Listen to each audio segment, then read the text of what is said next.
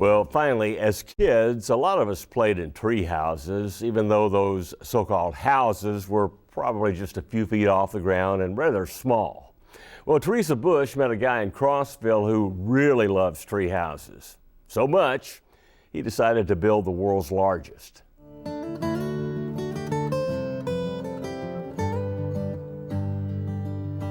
It reaches high into the sky, well over the treetops. It's on a rarely traveled dirt road just outside of Crossville. It's the world's largest treehouse. Well, who really knows for sure, but builder Horace Burgess calls it that. When people first drive up and see this, what do you want them to think and feel? The peace of the place and the art of it all.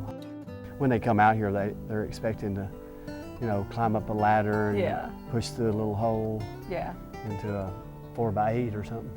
I think it's a little bigger than 4x8. I don't know how many square feet is in it. You haven't counted? No, I haven't had that much spare time. I understand. To measure it. Where did you get the wood? From everywhere, from a lot of construction sites. No one will refuse when you walk up to a job site and say, I'll clean up your job site for the pieces, because they always burn them. Sure. So they're endless. I call myself a cobbler, not a carpenter. I mean, I've helped build homes. I know how to do everything to precision, but it's just more fun if it looks good, nail it, that kind of thing. Some things that are architecturally correct doesn't look right, so it's more of the artist eye than having to be totally level, straight, those kind of things. What you're seeing is 15 years of work, very hard work. One side of the treehouse resembles a hotel because of all the balconies, while the other side just looks like a typical house. There are small rooms, big rooms, secret hiding rooms, and in the middle of it all, there's a church. This is a sanctuary. This was it's got like a 30-foot skylight.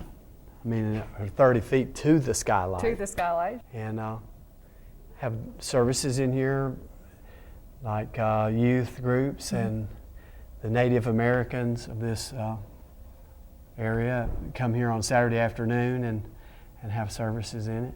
They cook out down on the grounds and then they come up here and worship. It's great. It's very beautiful in its own way. Horace started building this tree house after his neighbors in an upscale subdivision frowned about the one he had in his front yard. Then Horace had a dream about how his new tree house should look. And still to this very day, the only blueprint is in Horace's head. You could get lost in here. You really could. Well, no one ever sees it all. You can feel safe when you come to visit because it has 500 pounds of number 16 common nails that I've nailed by hand and 258,000 nails that I've shot with a nail gun. Later on, his motive changed. As an ordained minister, Horace began building the treehouse for a higher power. He wanted it to be a place where people could come and hang out for a while and just feel better spiritually when it came time to go home. This is like the kind of chapel that Jesus himself would have said was just perfect.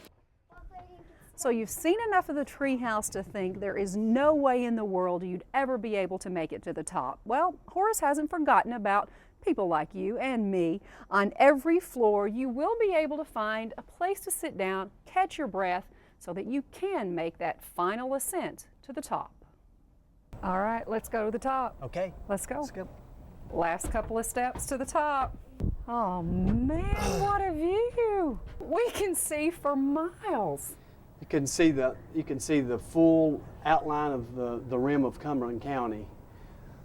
Horace, how high are we now? 82 feet, and the level up here is 97 feet to the top of it. But you're standing 82 feet in the air right now. I've never seen the tops of trees like this before.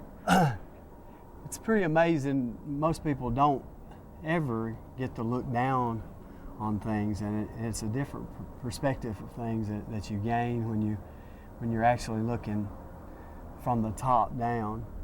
You can see and hear a lot of things at the top, and if the wind is blowing just right, you'll hear the chimes that Horace made from discarded oxygen tanks.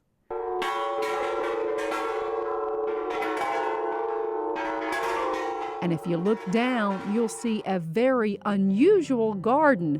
And you know what? It's even more spectacular in the springtime. Mom, come here. It says something in the grass. It says Jesus. What do you hope they remember or are told by others? Horace Burgess.